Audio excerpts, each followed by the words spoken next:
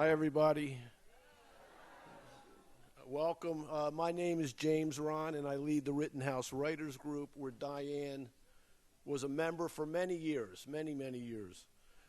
First, let me say that I'm honored that Diane asked me to introduce her tonight, and of course, her wonderful new book, Lazaretto. This is Diane's sixth novel.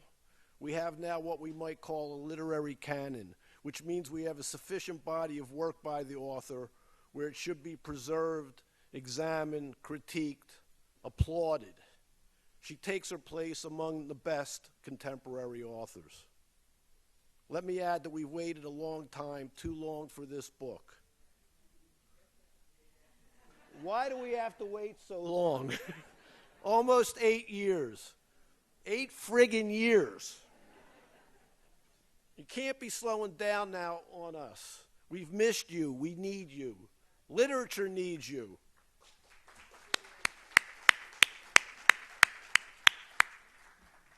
The truth is, Diane has worked incredibly hard to perfect this book, and she's succeeded splendidly. We see here a culmination of the author's worldly wise storytelling ability, her unique and powerful voice, her understanding of the complexity of human nature, and the great tenderness she shows her characters.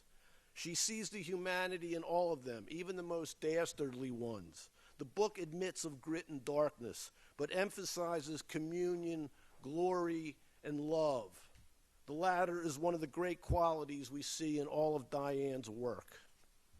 The first chapter is worth the price of the novel. It's one of the best first chapters I've ever read, and the story and characters soar from there. The time is April 1865. The scene is a young black woman in the throes of childbirth. During her labor, she sees a picture of Lincoln on the wall. She imagines that he's talking to her. A short time later, she'll learn that something terrible has happened to the president. The scene is an incredible blend of the historical and the personal. It also inaugurates the racial themes in the novel and shows an author at her imaginative best. The scene is detailed, visceral, unblinking. It may unsettle you, but in a positive way, because Diane's verbal and inventive power brings you in so close to the action. Let's turn now to the title of the book, Lazaretto. Such a charming, beautiful sounding word. It may conjure music, romance, prayer, but its definition is a harsh one. It comes from Latin meaning leper, with the biblical allusion to Lazarus, the beggar, whom Jesus raised from the dead. The word denotes the place where the sick are quarantined, kept away from the larger population. The first Lazaretto in America was built in the 1700s, a few miles southwest of Philadelphia. Every ship headed for the port of Philadelphia had to stop there and present its cargo and passengers, like a precursor to Ellis Island. People were documented and examined. Some were prevented from entering the country. Some died and were buried there. Most were allowed to journey on. In Diane's novel, the Lazaretto becomes a magical place, at once searing, scary, and beautiful. A place that fires the imagination. What did it look like?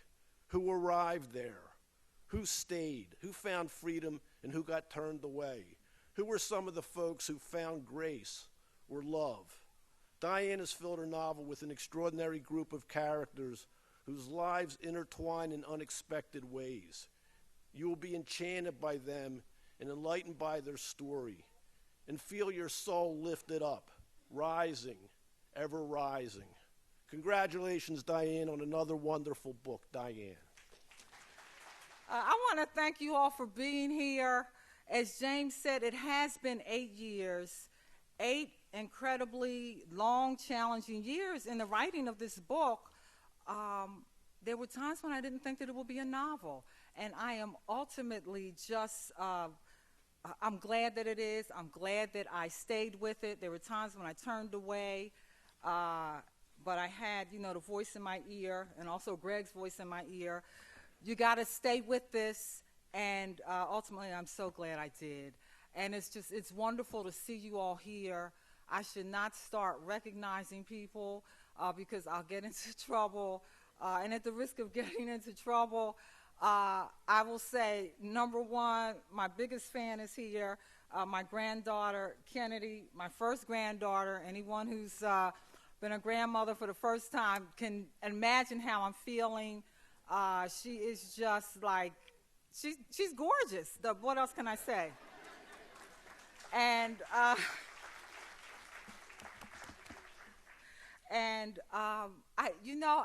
I see the Brothers and Sisters Book Club is here, and they have just been so supportive, and I love spending Sundays with them when they read one of my books, and I go over and hang out and eat good food. And my classmates are here from, I know, the best class at the University of Penn ever graduated. The class of 1975 are here. Thank you for being here. I'm sure I have classmates here from West Philly High, the best high school in the city. Greg would disagree because he went to Overbrook. And my just wonderful, incredible family, without whom I'm no one. And I'm just so grateful that they are here. My daughter came from North Carolina to be here with her fiance, soon to be my son-in-law,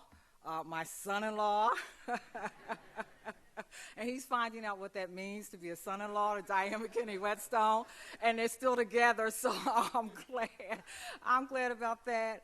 And my other son, Conde, is here with his beautiful wife, Teresa, and our new granddaughter, and my sisters, Paula, Gwen, who came all the way from D.C., who surprised me. I didn't know she was coming, and Elaine and Lindy, and I see my niece Robin in the back, and probably my nephew Aaron, and I should probably, and Greg, excuse me.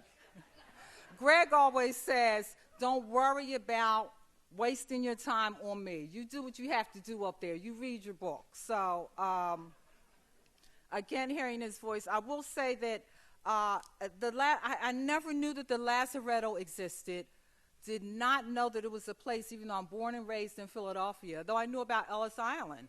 Everyone knows about Ellis Island, but here was also a place as historically significant, right just southwest of the city, very close to where the airport is now. And I had thought that I would write a novel set much earlier, and that I would surround it with the yellow fever epidemic that practically decimated Philadelphia in the late 1790s. And that's all I had to do was say, I'm thinking about, and then I started getting emails from Greg with all of this information. Yes, do this, and it's like, stop, enough, please. But I kept saying this word Lazaretto, and I said, what is Lazaretto? I just love, as James talked about, the sound. It's just the way it rolls off the tongue, and I realized that it was in Philadelphia. And so I situated the book a little later and used it as a setting. I thought the whole book would be set there, but then, of course, the characters have backstories and they have lives before they got there. So a full half of the book takes place in Philadelphia, in portions of what was the 7th Ward, and then they converge on the Lazaretto, and things happen. I think that I will read the first chapter, since James talked so wonderfully about the first chapter. I will read the first chapter, and it needs no other setup except to say that it is the first chapter. The dimly lit room smelled of sage and mint and boiled cotton. A lone candle high on a whitewashed mantel threw off just enough light to illuminate a space on the wall above it where a picture of Abraham Lincoln hung. The sight of him with his top hat and wry smile seemed to calm Meta as she pushed and moaned, her legs spread wide apart. 14-year-old Sylvia gently slid her hands between Meta's legs into what felt to Sylvia like the center of a volcano. "How many fingers can you insert?" asked Dr. Miss, the midwife directing Sylvia. "My entire hand," Sylvia said, as a low-pitched cry of pain rumbled out of Meta, and Sylvia quickly pulled her hand back. "Your hand is not the cause of her discomfort this moment," Dr. Miss said. "This is her first, and there is no history to draw on with the first to help them when they push." Yes, ma'am, Sylvia said. This was also Sylvia's first. She'd worked here going on a year as assistant to Dr. Miss, and right now her duties had taken a monumental leap. She and Dr. Miss had exchanged places, and instead of dabbing Mita's forehead and speaking encouraging words in a soothing voice, and otherwise doing what Dr. Miss requested, Sylvia now sat on Dr. Miss's stool at the foot of the cot, taking the lead in delivering a baby. Now tell me what you see. Sylvia looked over at the waning flame of the candle that was struggling to stay alive. I believe I need more light, she said as she got up to retrieve the candle. Did I say you need more light? Dr. Miss snapped, as if to remind Sylvia who was who. No, ma'am, you did not. Your hand should be your light. Yes, ma'am, but generally you employ more light at this juncture. I am just trying to determine if there is a reason. I know how to do this in the absence of light, and you must as well, because another occasion may acquire it. Leave the candle and return to the stool. Yes, ma'am, Sylvia said, then held her tongue as she walked back across the pine floor that had been painted white, the way everything in this room was white, from the cot to the stool to the hearth to the frame that held the president's likeness. Sylvia reasoned that the preponderance of white in this room was Dr. Miss's attempt at coating a swath of purity over the various situations that found their way here. Though Dr. Miss prided herself on delivering the babies of the literate, well-to-do black parents, attracted to her because her father had been a respected intellectual, a Freemason, and a barber who dispensed fiery diatribes against slavery right along with the perfect cut and shave, there was an underbelly to her practice that she kept hidden from her respectable clientele, where she expertly removed formations 8 to 12 weeks along before a woman started to show. Troubled formations, Dr. Miss called them, when a woman was not legally betrothed or too young or too old, too fragile, or, as in the case of Mita, escorted here under the cover of night by a wealthy white man in a two-horse carriage. Dr. Miss had become well known in the whispered circles of rich white men as a viable medical solution to the consequences of their indiscretions. Mita was supposed to have been such a case. But once Mita was out of her cape, even Sylvia could see that though this young woman was small and carried small, the formation she carried had already dropped, was already in a prone position, and troubled or not, was a full-term formation ready to be born. The candle's light was down to a wisp as Sylvia returned to her place on the stool. She was about to insert her hand again and see what she could see, but then Mita let out a growl of a sound, followed by a hard grunt that expanded like a cyclone, growing longer, wider. And Sylvia gasped because suddenly she could almost see the head. Crowning, Dr. Miss called, standing over Sylvia now. I believe so, yes. Cup your hands and take care, it will be slippery. Sylvia did, surprised that her hands were not shaking because all of her insides were as she watched the head push out and actually turn itself around. This is not your birth, Kennedy.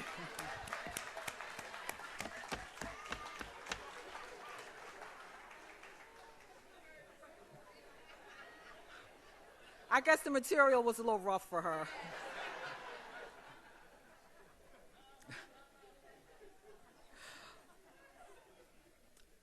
Sylvia did, surprised that her hands were not shaking because all of her insides were, as she watched the head push out and actually turn herself around as the shoulders squeezed through.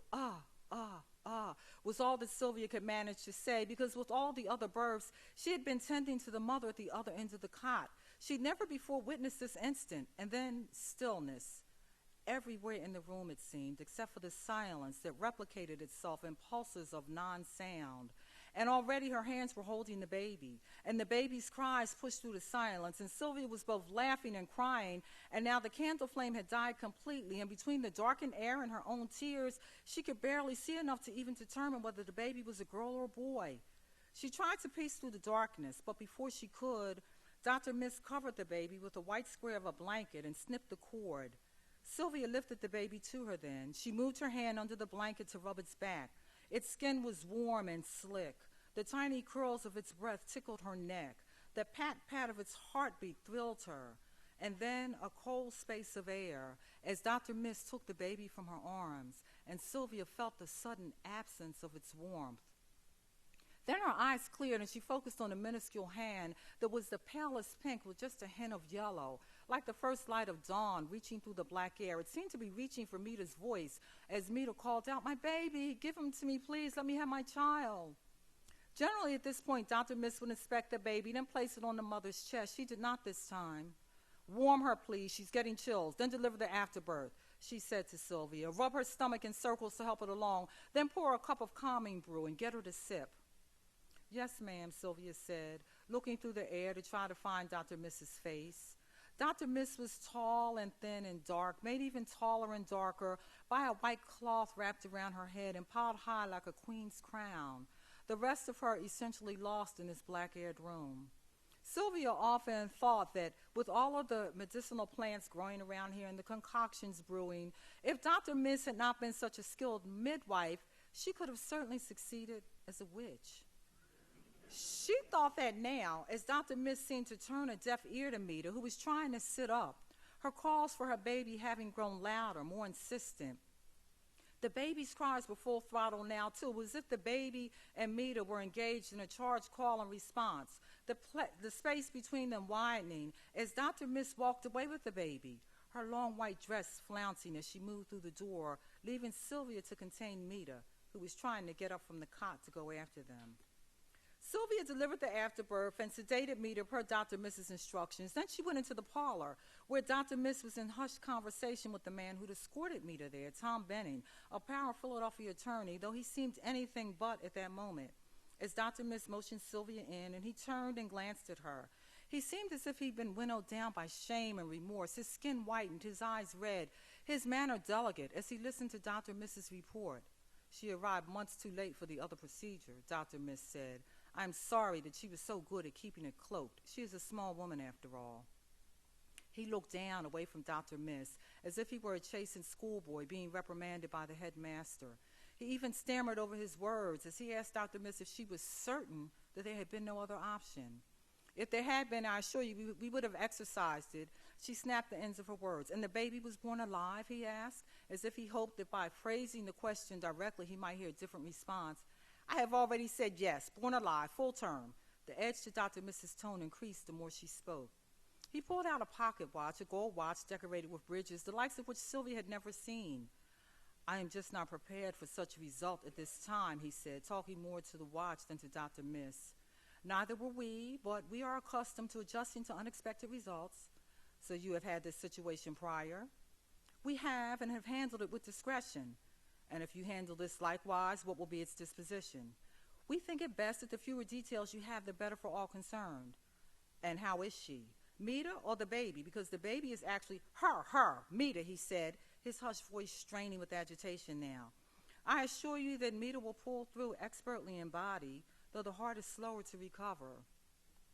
He swallowed hard and placed his hands on the edges of Dr. Miss's ornate desk as if to steady himself, as if to keep himself from collapsing into tears, and Sylvia balled her fist to steady herself too, to resist the wave of compassion for the man trying to bowl her over. She disliked about herself the way she could be affected by a thin vein of good in a person who was otherwise despicable, wished right now that she was blind to this man's complexities. He squared his shoulders then, suddenly remembered his status. "On second thought, I will see to his disposition myself. Ready it, please. My carriage is waiting along the side of this structure. Deliver it to me there." "Sir?" Dr. Miss said, as if she'd not heard him. "It occurs to me that I have several options." "But, sir, I already have a suitable resolution in mind." Dr. Miss's sharp tone was replaced with the softer, pleading one. "A young Negro couple of the highest caliber." "I have said I have other options in mind." Now was he snapping the ends of his words, and Dr. Miss was the one looking away, looking down as she breathed deeply several times, and the only thing in the room that seemed to move was her chest rising and falling. "As you wish," she said, "and we should tell Mita what, sir?" "Tell her her baby girl died," he said, already out of the parlor. Dr. Miss sank in her chair, her face ashen, as if all the blood had left her. Her head wrap had begun to unravel and hung along the side of her face. She spoke more to the thick velvet drapery swagged around the parlor's doorway than to Sylvia. "The woman I had in mind would have been the perfect mother. I've been treating her barren wound. Now, who knows what he will do?" Sylvia's heart was beating double time as she swallowed the urge to cry. "Was it a girl, ma'am?" she asked in a whisper. "Did you not deliver it?" Dr. Miss's voice was a mix of agitation and reprimand. Sylvia clasped and unclasped her hands. "The candle died, ma'am. It was dark, and you covered it, the baby." You covered the baby, and I did not see. Let that be a lesson to you. I told you that your hand should be your eyes. Yes, ma'am. And then Sylvia could no longer hold it in, and she started to cry. You do not think he means the baby harm, do you? She said in a cracked voice. I do not know what he will do. He does not even know what he will do. He is not in his right mind. The shock of a live birth has left him incapable of clear thought. Well, we can tell him that the baby died, Sylvia said, her voice screeching as she tried to contain herself. We can take the lie that he is prepared to tell Miss Meade and turn it right back on him. Then you can give the baby to the woman that you had planned. That is preposterous, Sylvia. But, ma'am, you said he is incapable of clear thought. We should think for him then, for the sake of the baby. And what if he asks to see the corpse? That is his child. But is the baby not also Miss Meade's? Is Miss Meade his property in Philadelphia in 1865? Dr. Miss stood and rewound her head wrap back up high. I will cover the baby in a balm that will protect her against evil intentions, and you, Sylvia, must accept that most Negroes do not live the prosperous life that your parents are able to give you. It is best for Meade that she believes her baby died. She will grieve, she will recover, she will be better than most in her situation. It is my understanding that the Bennons live and help enjoy excellent accommodations. And yet, Sylvia said, she has come to us carrying his... Sylvia stopped herself, then she had gone too far. She knew by the way Dr. Miss squared her shoulders and focused her eyes like spears trained on Sylvia. Forgive me, ma'am, Sylvia said as she looked down at the plank hearts of pine floor. It's just that the baby was my first. She swallowed hard to hold herself from crying again. Shall I ready the baby and deliver it to his carriage? I will do it, Dr. Miss said, and you best mind your mouth, Sylvia, or find a different training ground for your nursing aspirations. Yes, ma'am, Sylvia said, but Dr. Miss had already left the parlor. Sylvia sank in the chair where Tom Benning had just been. She was remembering the feel of the baby's head finding the crook of her neck and nestling there. A girl, she whispered to herself. It was a girl. It was my first. Hours later, a brilliant burst of sunlight ushered Meade to full consciousness. She dozed on and off after her baby was born, and the spate of time following was a blur. Whatever it was they'd made her drink had invited a fog to settle inside of her head. She'd barely been aware of their comings and goings as they piled blankets on her and packed her insides to stop a threatened hemorrhage and squeezed her breasts to relieve the buildup. Each time they entered the room, she'd call for her baby. Dr. Miss at turns ignored her, instead whispering instructions to Sylvia, or she'd gently touch her fingers to Meade's forehead and tell her to hush, get some rest and hush. She was certain, though, that she'd given birth, believed it to be a boy because the president told her so. She'd focused on Abraham Lincoln's likeness during the time she was in labor. His picture hung above the only lit candle in the room, and in her throes of pain, she thought she saw his lips move, thought she heard his whispered voice as he encouraged her and told her that she was doing well. Even alerted her when she was crowning. Fine boy you've got there, Meade, she thought she heard Lincoln say just before the candlelight died. And then she couldn't hear him anymore. She studied Mr. Lincoln now under the blazing sunlight. He was no longer talking to her and returned to being just a picture in a frame on a wall. Now here was the young girl, Sylvia, coming in, a pleasant-looking brown-skinned girl in a crisp white dress. She held a bucket. Towels were draped over her arms. Her dress pocket bulged with a cup that would catch the milk she pressed from Meade's breast, and now Meade could see that her face was tear-stained. Meade sat straight up. You've been crying, she said in a matter-of-fact tone. It is my baby, is it not? My baby's dead? No, ma'am. Yes, ma'am, Sylvia said, confused. Dr. Miss didn't tell you? I am so sorry, but it is the president. It seems... I am so sorry about your baby, Miss Meade. Yes, I thought Dr. Miss had told you that your baby succumbed, but also the president. They killed him? Yes, ma'am, she sniffed. They did. They killed him. They killed my baby. I knew they would. Oh, no, Miss Meade, no, not your baby. Your baby's gone, but your baby, of course, I'm so sorry about your baby. And yes, my tears are for her too, but also for the president. Mr. Lincoln, the president is dead. The president? They killed the president? Yes, ma'am, while he watched the play, shot in the head. Mr. Lincoln, the president, is dead. And you said her. Are you saying my baby was a girl? Yes, Miss Meade, I am so sorry. I thought Dr. Miss told you. Not a boy? No, ma'am, a girl. Might I see her? Sylvia set the bucket on the floor and hung her head as if in prayer. I am sorry, Miss Meade. Forgive me, please. I am generally far better with my composure, but with learning of the president and your sweet baby, no.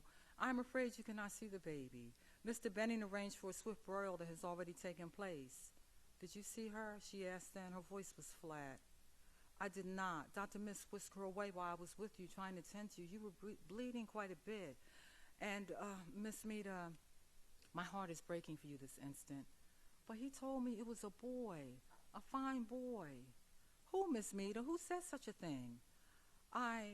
Mita stopped herself. She couldn't tell Sylvia that Mr. Lincoln had watched from the wall and congratulated her on the birth of her son.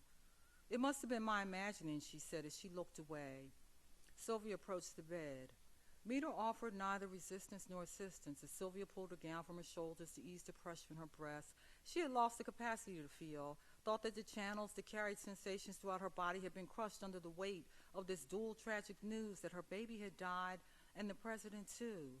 Thought right now that it was a blessing that she could not feel. She shrugged as Sylvia apologized for the hard coldness of the cup against her breast. Then Sylvia made a buffer out of the towel and told Mita that her hope was that her baby girl and Mr. Lincoln had found each other in the sky and flown away together, heaven bound. Thank you. Hi. I would like to know, how do you go about picking names for the characters? You know, I struggle with the names because it seems like once I name a character, they become kind of true to form. And so just a person will act in a certain way, and just in my mind, it gets connected to a name. Sylvia just felt like someone, Sylvia just seems like a name of, a stable person. It's not difficult at all to pronounce, and she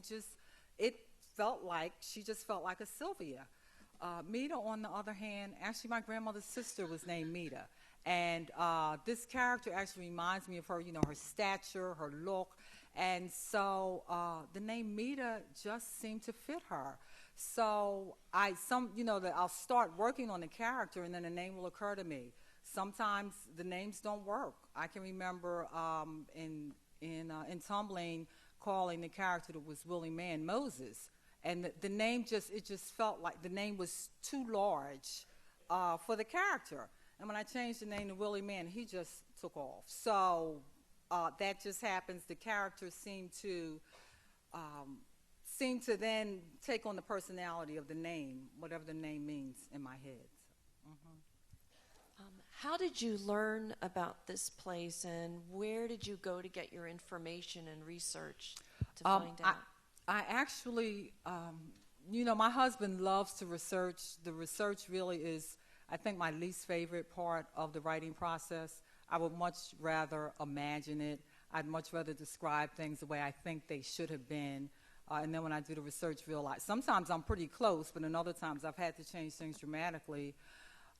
And so my husband does a lot of research for me, but for the Lazaretto, there's a lot of work. David Barnes at Penn has done a whole lot of work on the Lazaretto.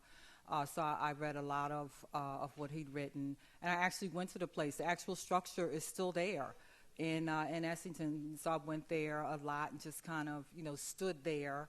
And, each time I went, I hoped for an epiphany, because it was usually when I was in that point of the writing. That didn't happen, but I at least did. I was able to, go and just kind of imagine what it may have been like, because for portions of the novel, my imagined living staff are all black, and they lived there during high quarantine season, which was June through September. Yes, that's where. And then, I read, old Inquirer articles that talked about things that may have, that happened on the Lazaretto. And then I just kind of filtered all through my imagination. Got it. Diane McKinney, I remember you vividly from a place called the Hamilton School. Oh, my God. Oh, Mr. Finkelstein. Right. Oh, my God. Wow. That was my principal at Hamilton. Oh, my goodness. I guess I better sit down. Diane, there's so many wonderful parts to your story. I could not be more proud of you. I'm proud of the wonderful teachers at the Hamilton School. They were incredible teachers. Really, they were just incredible teachers. And I'm just a big supporter of public schools anyhow, but the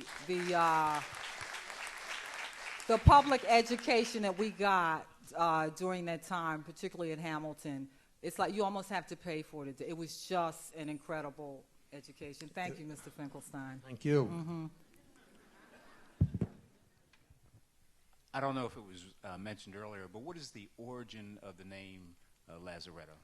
It's actually, there are Lazarettos. There had been throughout Europe put in place for the plagues, and so it means patron saint of the lepers. But also, and when I was writing it, I had Lazarus in mind, who Jesus raised from the dead, and so.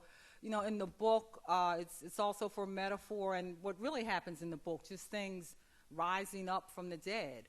And so I had Lazarus in my mind. So it's also from that to kind of come back from the dead.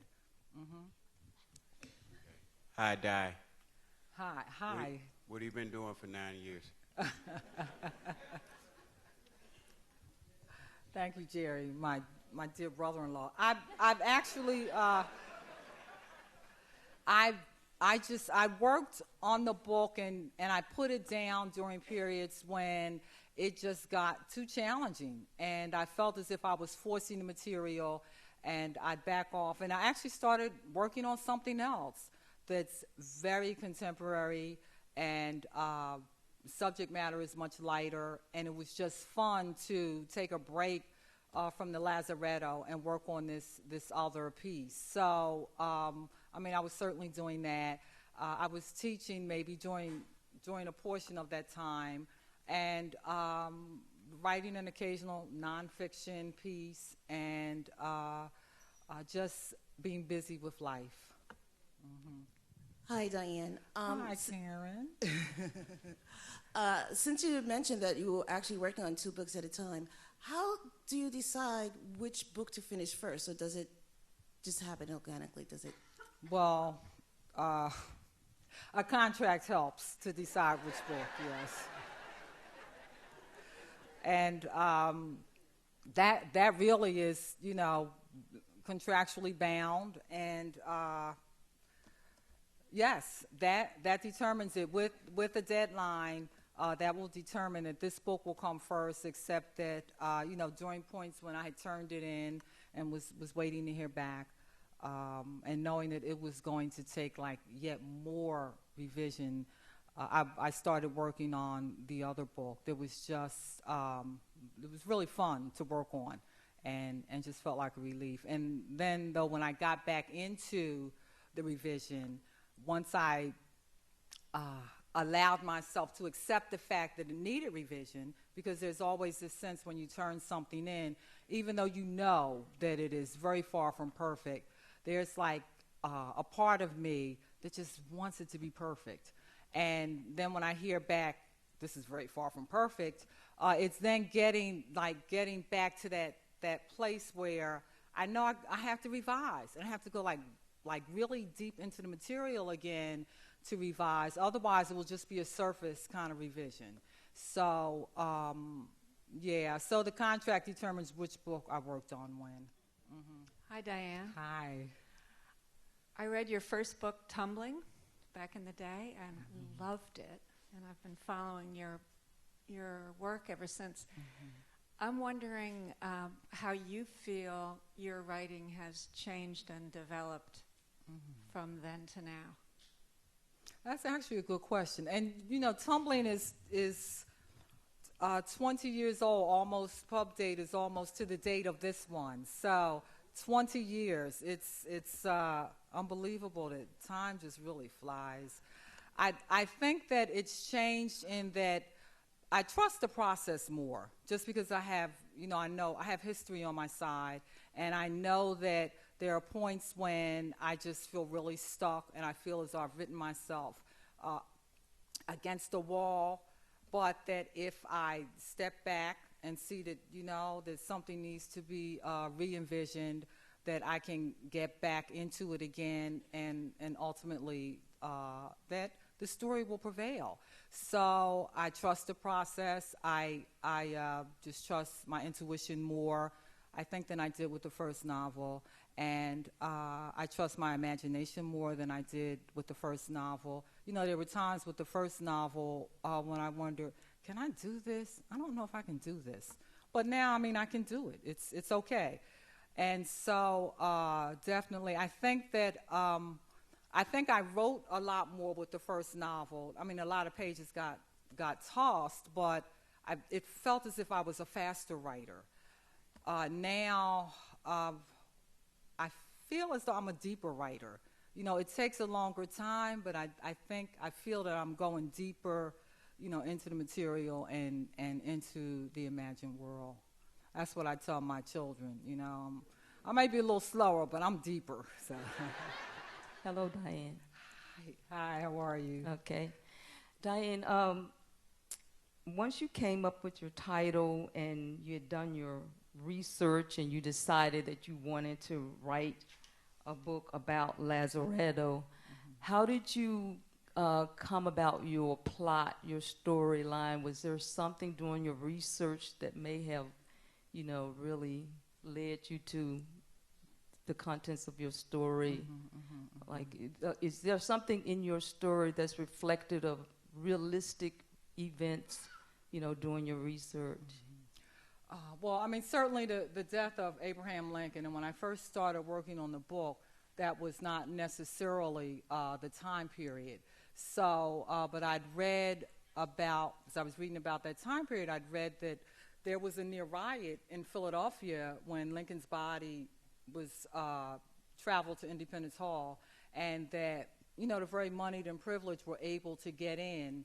The mayor of Philadelphia at that time had set aside a couple of hours for the moneyed and privileged, and the people, the masses of people also wanted to get in, and they were outside, and they, people's clothes were getting torn, and I thought, wow, that's fascinating. That I wonder if I can tie that in. So I actually changed the setting because of that, and then wove Lincoln, I think, into the book, or just this notion of Lincoln and what he may have meant, particularly in the first scene with Meta staring at him and imagining that he's speaking to her. Just wove Lincoln more into the novel, and so I changed the time period as a result. Initially, the whole novel was set on the Lazaretto, but the story was not large enough. And so I had to go into the backstory and follow, then where did these characters come from, which took me back to Philadelphia. And I relied a lot on the Philadelphia Negro, W.B. Du Bois. Even though the survey was done later, it's just, the history is so expansive, even down to blocks, what type of people lived on what blocks. And so that I was then able to craft characters based on that. And so the research also helped in that way. And as I write, things will occur to me, and I'll discover things. And so I will then trust that, wow, that could be important, and I'll use it. And if it does not work, I will take it out at some other point. But so the story moved around a lot. What started as the beginning, the first chapter, is now maybe page 200 and something. So the story moves around. It's a very organic process. I wish it were a linear process. I wish I could outline 1A, 1B, and I could write a book every 6 months. It just does not work that. And I know writers who can write that way and who are very good at it, and I'm very envious. That's just not. I'm not able to do that. So I just have to go with how I write, and that's pretty much how I write. Diane, I'm so glad that you wrote this book, but I was really intrigued by the midwife, that whole process. How were you able to do that? To weave her in, or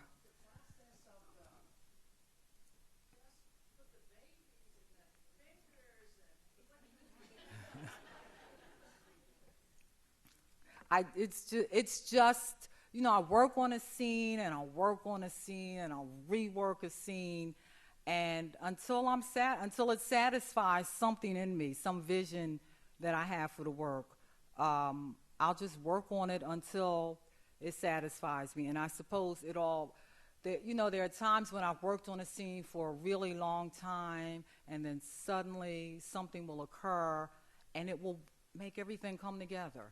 And I want to say it's magic, but it feels larger than magic. It really feels like spiritual, like this is really a gift from God, because I've worked on this for so long, and it's like, now I understand what the scene is about, and then I will rewrite it based on that. So, yeah, I wish I could like give it a name and say that this is what, I don't know, but it just, at some point it moves and then it comes together. Diane, I'm near over here. Oh. Hi. I've been to the Lazaretto several times. It's a fascinating place. I've been there through the years, watched things change around it, and I would have loved to have gone inside. And I was wondering if you tried to use your cachet as a novelist to get inside, and if not, that means you had to do some dreaded research, or your husband did. You did get in? No, I did not get in. I did not. So imagine the interior architecture now. You have to. I did. I used my imagination, and then there were also, I located pictures also. Of the interior? Yes, online. Okay. Again, I think that David Barnes had, he'd taken in a group of students there to do excavation work, I suppose, and so that there were pictures that I actually looked at. And beyond that, I used my imagination, and I took, some creative liberties. It's actually 10 acres. As I wrote, it felt larger than that, and it needed a creek. And at first, I had like this huge creek, but it couldn't be that historically, not accurate. I did leave a small creek because, creeks are all over the place, and it very well could have been a small, and creeks also dry up. They really do, yes. And the story needed that. So, I took liberties and stretched them as far as I could and still tried to retain accuracy. Hello, Diane. Hi. Why and when did you decide to become a writer? And also, what voice out there, what author, what writer had an influence on your writing style? And the last question is, when we first met at 915 Spring Garden Street, and you needed a studio to write. I don't know how many years ago that was, but were you working on another book, or were you working on Lazaretto at the time? And those are my questions. Okay. Now, if I can remember them. I was not. I was actually working on the book that preceded the Lazaretto when I had the studio space at 915, Trading Dreams at Midnight. I was working on that novel then. And I don't know, what exactly when I always knew that I would write. Writing is always something that I've done. And, we were raised to believe that you had a special skill. And whatever it was, you needed to discover it and work at it. And I didn't have like any of the obvious singing, dancing, painting talents, but I knew that I could write. And so it's just something I've always done. I was actually approaching 40 when I knew that I needed to write a novel. And if I didn't at that time, I probably never would. So that's when I first made a serious, sustained attempt at fiction writing. And what he was asking about writers that influenced you as well. I love what Toni Morrison does with the language, and so I love what she does with the language, and I will read her sometimes even when I'm stuck, just to see what's possible. Not to replicate it. You can't replicate her anyhow, but just to see what's what one can do with the language. So I think that she has been a huge influence on me. Well, you see before you a writer and a finished book. How about a round of applause for Finished Diane book. McKinney-Whetstone?